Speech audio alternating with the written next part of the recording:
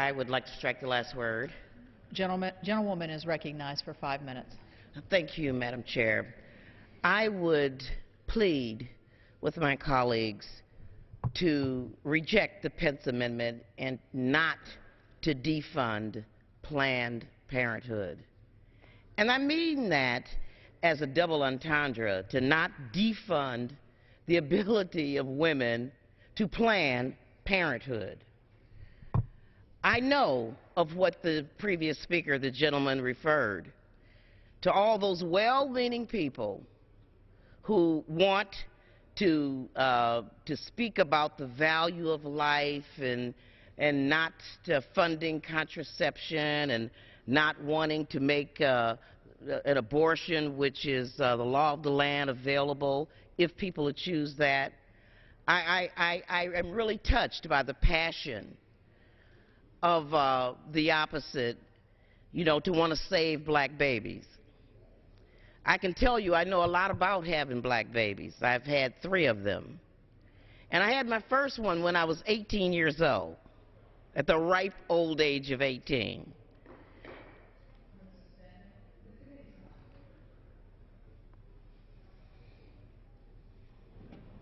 Members take their conversations off the floor. Gentlewoman may resume. I thank you for that courtesy, Madam Chair. I had my first baby at the ripe old age of 18, an unplanned pregnancy.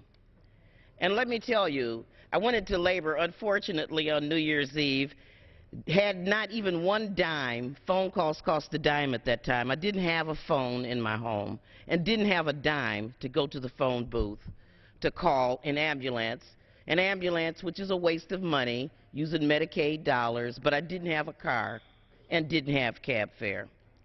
I just want to tell you a little bit about what it's like to not have Planned Parenthood.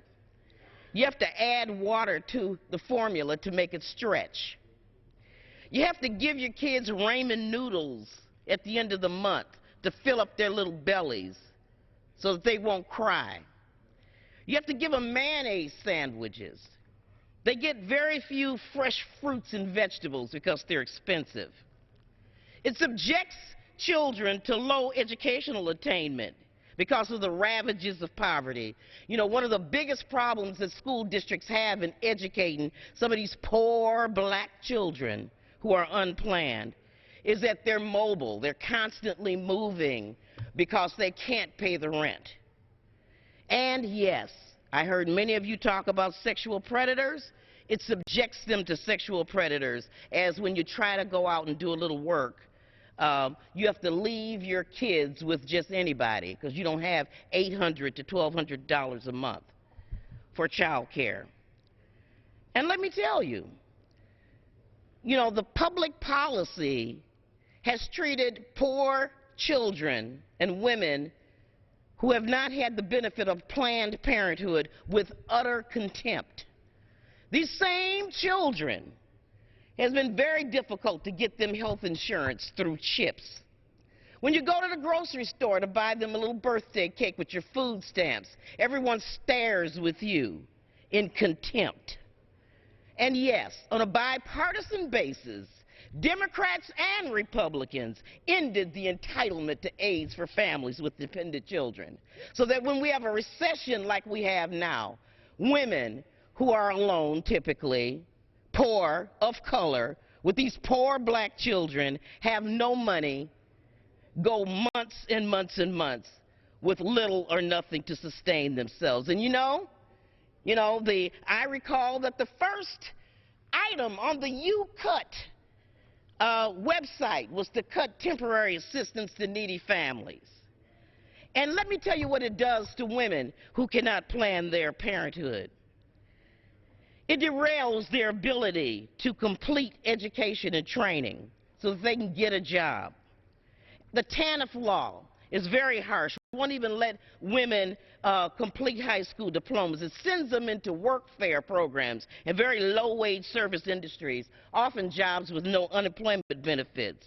And of course, they're treated with contempt and disdain when they apply for any aid. They're humiliated. And so I would beg my colleagues I would beg them to not defund Planned Parenthood. Planned Parenthood is healthy for women, it's healthy for children, and it's healthy for our society. And I would yield back the balance of my time.